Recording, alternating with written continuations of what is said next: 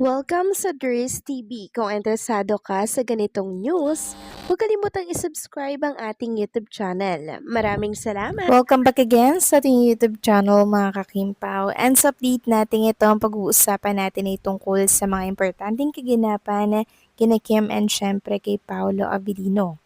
Pero bago po ang lahat, maraming salamat sa inyong patuloy na pag-support at pagsubaybay sa mga daily update natin. Kaya naman bilang pasasalamat, narito po ang isang napili kong komento patungkol ito sa naging previous update. Mula ito kay Ginang Bibian Karaig, sabi niya, super love ko yung Kim Pao as always. I want movie further MMFF, pang malakasan talaga panglaban ba yung heavy drama or true to life situations nila Kim Pao sa sobrang love ko sa kanila. Napapanaginipan ko sila lagi. Happy family man. Si Pao for Kim. God bless us all and thanks Dries. Legit lagi ang update forever. Maraming salamat po sa pagtitiwala, Ginang Vivian Karaig. Nakaka-touch naman po ang inyong mensahe, no?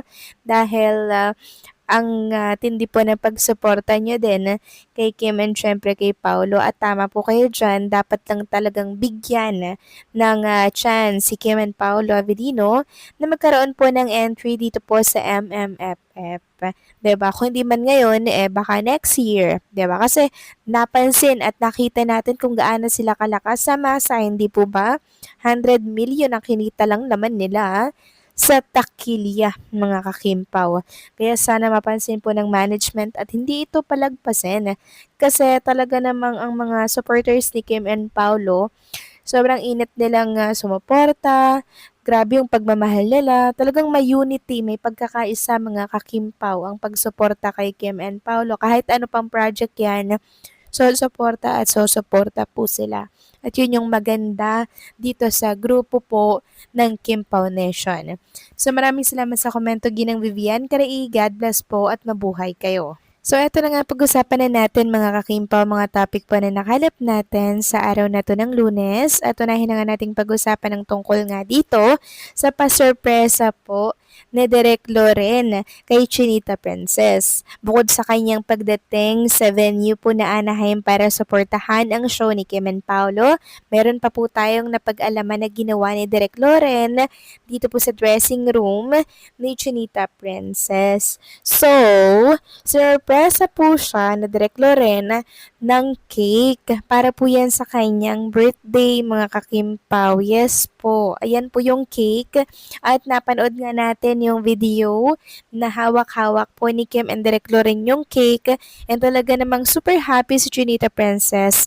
Super na-appreciate niya talaga yung ginagawa po ni Derek Loren as tatay niya po dito sa showbiz mga kakimpaw. Nakaka-touch. Kaya pala mangyak-ngyak din si Kim Chu kanina lamang dahil talagang ramdam niya yung pagmamahal ng isang ama dito sa showbiz industry na talaga namang tumatayo pong ama niya na para bang totoong ama niya talaga mga kakimpaw. 'Di ba? Na lagi pong andyan kay Chinita Princess. Pag may problema po si Kim Chu, talagang pupuntahan po ni Derek Loren si Chinita Princess katulad nung time na pumunta po si Derek sa Cebu nung time na nag-shoot si Kim and Paolo doon po sa The Alibay. Nang nalaman po ni Derek Loren yung problema ni Kimmy, 'di ba? Sa kanyang kapatid, talaga namang umiyak si Chinita Princess kay Derek Loren. Ako, thank you Derek Loren sa pagmamahal, unconditional dito kay Chinita Princess. At dahil dyan, marami pong mga fans ang natutuwa and talaga namang natouch sa ginawa po ni Derek Loren.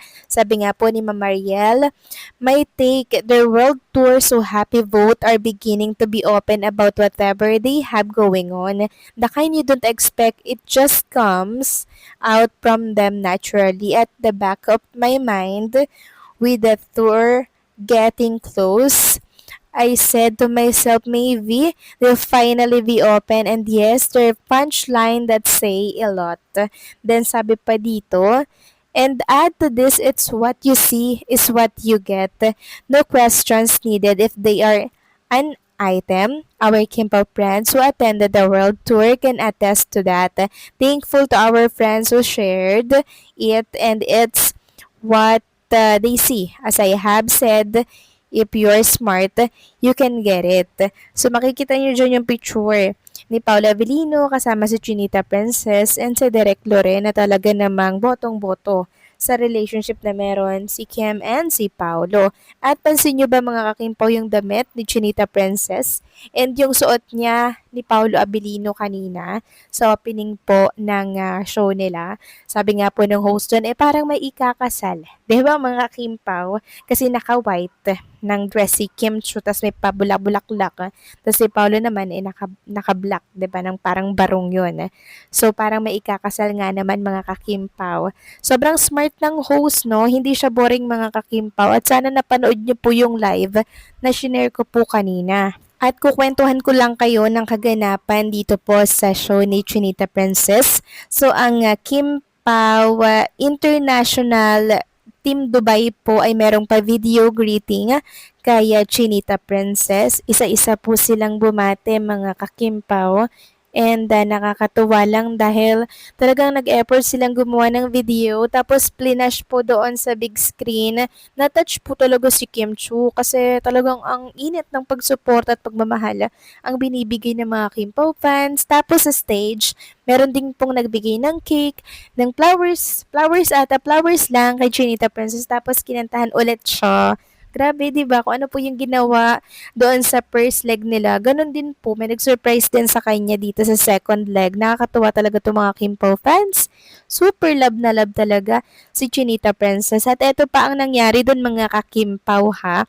Yung nangyari po 2019 sa isang show na Bebot na kung saan si Paolo ay sumasayaw po ng Nobody Nobody But You. Ni-replay din po yun sa isang big screen mga kakimpaw doon. And tawang-tawa nga po ang mga live audience. Maging si Paolo, tinakpan niya po yung big screen at talaga namang umakyat po dyan sa table para gawin yun. Sobrang nakakaaliw talaga si Paolo Avellino, no?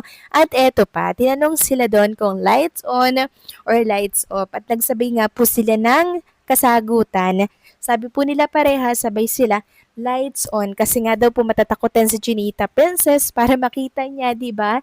So, alam na natin kung ano ba talagang gusto nila. Di ba? Lights on, syempre, dapat may ilaw, mga kakimpaw. Nang sa ganun, makita nilang isa't isa din. And syempre, makita nila yung moment na nangyayari. Kesa sa lights off, di ba? Patay yung ilaw. So, hindi may enjoy ang moment, mga kakimpaw, di ba? Kaya super kulit talaga ng mga Kimpaw fans. Tilian, sigawan, full pack, napakaraming audience kanina at nagpapasalamat nga po si Kim and Paula Avellino sa mainit na pagtanggap na naman sa kanila sa second leg nila dito sa Anaheim. So kayo ba mga kakimpaw, nag-enjoy ba kayo ng sobra? Please comment down below. So paano hanggang dito na lamang pong update natin. Maraming salamat sa patuloy po na pagsuporta.